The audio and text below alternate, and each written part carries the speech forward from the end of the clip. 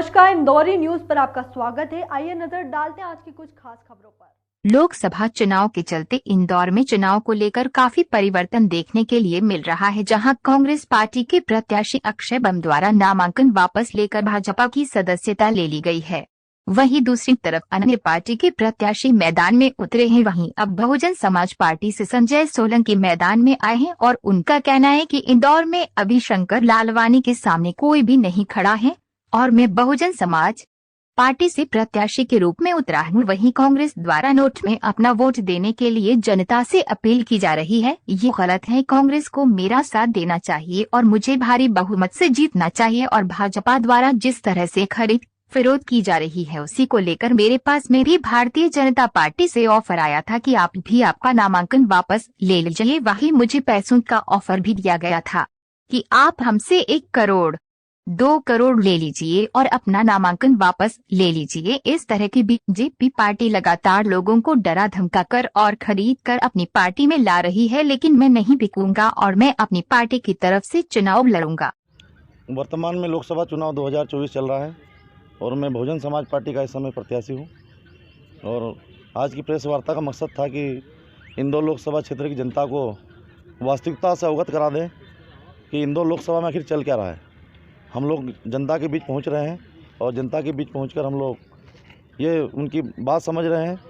कुछ लोग गलत अफवाह उड़ा रहे हैं, हम लोग नोटा वोट डाले, तो ये तरीका ठीक नहीं है। 29 अप्रैल 2024 को जब नाम वापसी का अंतिम दिन था तो लोकसभा क्षेत्र इंदौर में भारतीय जनता पार्टी के लोगों ने षड्यंत्र किया और कांग्रेस पार्टी के प्रत्याशी अक्षय कांति बम, जो कि कांग्रेस पार्टी के यहाँ लोकसभा प्रत्याशी थे, उनके ऊपर 307 का मुकदमा करवा दिया। उनको डराया धमकाया गया और भी अनेक उनको प्रताड़ना दी गई, ऐसा मुझे सुनने में आता है। और डरा धमका करके एक तरह से उन्हें बाहर किया गया। और ये लोकतंत्र में इंदौर में पहली बार ऐसा हुआ कि एक प्रत्याशी मैदान से बाहर हो जाए। ये लोकतंत्र में इंदौर के लिए बहुत शर्मसार बात है, बड़ी दुख की बात है। लेकिन उन्होंने कोशिश की थी हम इंदौर को सूरत बना देंगे। जिस प्रकार भारतीय जनता पार्टी ने सूरत के अंदर तमाम प्रत्याशियों को किसी को डरा धमका कर, किसी को पैसा देकर, किसी के साथ कुछ करके बाहर कर दिया, तो वहाँ पर उन लोगों ने निर्विरोध अपना सांसद चुना। लेकिन उन्होंने इंदौर के अंदर भी ये प्रयास किया तो उनमें हमने उसको सफल नहीं होने दिया गया। मुझे भी ऑफर दिए गए, 1 करोड़ ले लो, 2 करोड़ ले लो, फॉर्च्यूनर गाड़ी ले लो, जो मांगो मुंह खोलो, कितना लेना चाहते उतना ले लो। लेकिन हम आपको चाहते कि हमारी भारतीय जनता पार्टी में शामिल हो जाओ और ये नामांकन वापस कर लो। जनता पार्टी कुछ लोग आए थे, जिसमें कुछ मेरे भी खास परिचित लोग भी थे, जो उनके साथ मिलकर मुझे खरीदने की कोशिश करने लगे थे। कौन लोग थे वो? मैं बता रहा हूँ, मेरे परिचित लोग ही उनको लेकर आए थे, जो मेरे कुछ नज़दीक के मित्र लोग थे, उनके साथ हो। क्योंकि जब किसी को खरीदना हो, किसी को समझौता करना हो तो कोई माध्यम बनता है। तो मेरे जो खास मित्र लोग थे उनको उन्होंने माध्यम बनाया, मेरे घर तक लाए, मुझसे मिलने की कोशिश की और इस प्रकार को उन्होंने मुझे लालच दिया। लेकिन मैंने उनको जवाब दिया है कि भारत सरकार ने आज तक ऐसा कोई नोट नहीं छपा है जो संजय सोलंकी को बीजेपी के लोग खरीद ले। ये तो नेशनल लेवल का मुद्दा है। ये हमारी आदरणीय बहन कुमारी मायावती जी, जो राष्ट्रीय अध्यक्ष हैं, उत्तर प्रदेश की 4 बार मुख्यमंत्री रही है, ये गठबंधन का मामला आज तक नहीं हो पाया है। हमारी बहन जी ने कहा हम इस देश में स्वतंत्र चुनाव लड़ेंगे, हम किसी के साथ कोई गठबंधन नहीं करेंगे। इसी प्रकार पूरे देश में हम लोग चुनाव लड़ रहे हैं।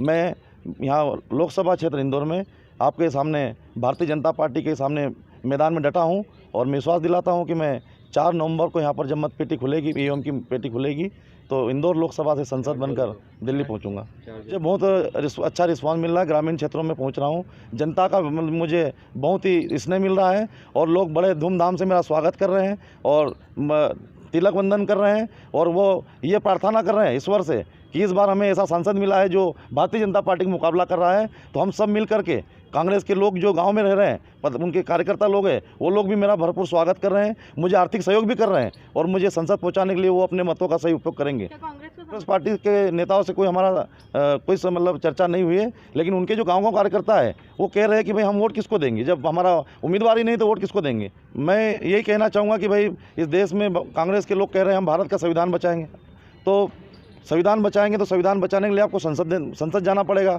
और संसद जाने के लिए आपको सांसद चाहिए। जब आपका इंदौर लोकसभा में प्रत्याशी ही नहीं है तो संसद कौन जाएगा?